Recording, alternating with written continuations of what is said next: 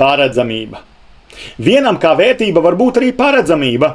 Es paredzu, ka ja gadījumā kaut kur ir kaut kāda, negribu teikt vārdu problēma, bet ja gadījumā ir kaut kāda komunikācijas kļūda, ja gadījumā es kaut kur esmu kļūdījies vai ko, es paredzu, ka jūs vienmēr dariet tā. Es vienmēr zinu, ka ja gadījumā kaut kā būs noies kaut kas man greizi, viņi vienmēr nāks man pretī, jo es paredzu, ka viņi tā vienmēr dara.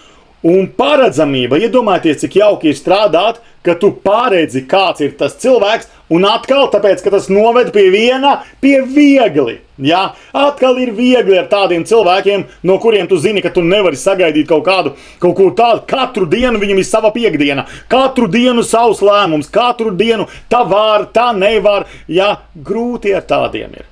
Vieglāk ir tad, kad tu esi paredzams un tu zini, ka viņi vienmēr brauc pie manis trešdienās. Es vienmēr zinu, viņi nejauc dienas, viņi trešdienās. Es zinu, ka es varu droši iet pusdienās, viņi man 15 minūtes pirms tam uzzvanīs, piemēram, ja? Un es zinu, ja gadījumā kāds es paspējušu atnākt.